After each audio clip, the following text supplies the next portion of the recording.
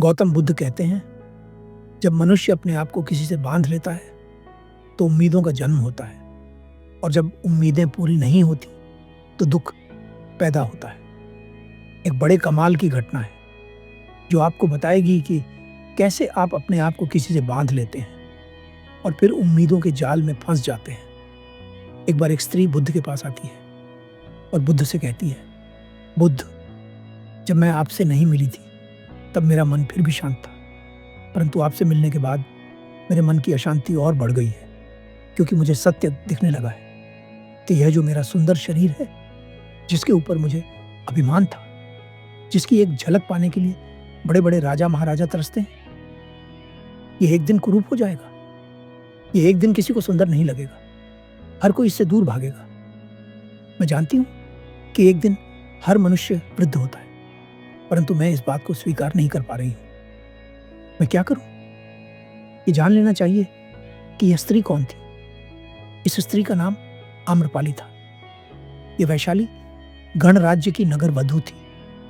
कहा जाता है कि यह स्त्री इतनी सुंदर थी कि इसकी एक झलक के लिए बड़े बड़े राजा महाराजा तरसते थे। अब बुद्ध का उत्तर सुनिए। बुद्ध कहते हैं, मनुष्य के पास दो विकल्प होते हैं, या तो वह सत्य को देख ले या फिर उसे अनदेखा कर दे, परंतु सत्य ना तो तुम्हारे देखने से और ना ही अनदेखा करने से बदलता है, वो वैसा ही रहता है। बुद्ध के द्वारा कही गई इस बात को साधारण शब्दों में समझें। आम्रपाली सुंदर है। ये बात आम्रपाली को किसने बताई? लोगों ने बताई। आम्रपाली एक दिन कुरूप हो जाएगी। ये बात आम्रपाली को कौन बताएगा? लोग बताएंगे। क्या आम्रपाली ने खुद अपने आप को कभी सुंदर या कुरूप बताया? नहीं। जब तक पहली बार आम्रपाली को किसी ने नहीं बताया था कि वह सुंदर है, तब तक उसे नहीं पता था कि वह सुंदर है।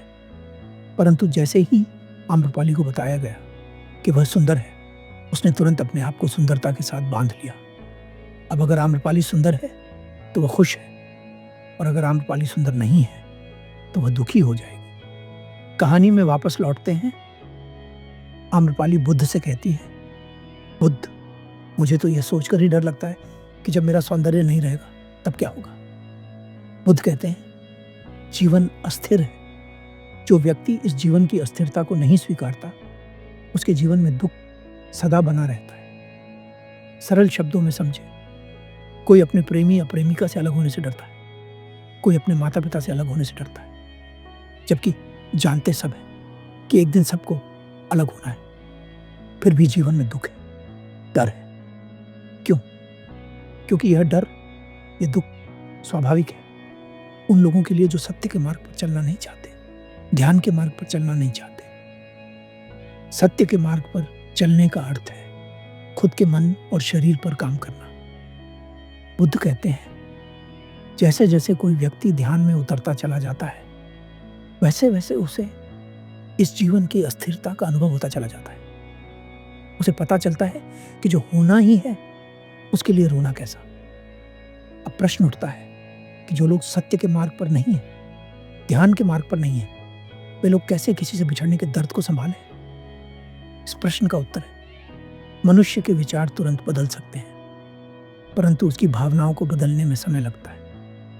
अगर आप किसी अपने को खो देते हैं, अब यह अपने माँ बाप हो सकते हैं, प्रेमिका हो सकती है, प्रेमी हो सकता है, या फिर कुछ और हो सकता है, तो दर्द होना निश्चित है। परंतु समय बीतने के साथ ये दर्द भी कम होता चला जाएगा, ये भी निश्चित है। जिससे बिछड़ने की बात सुनकर ही आपको लगता था कि आप उसके बिना नहीं जी पाएंगे, उसके जाने के कुछ साल बाद सब कुछ सामान्य क्यों हो जाता है? क्योंकि समय के साथ भावनाओं के स्तर पर जो जुड़ाव था वह खत्म हो जाता है।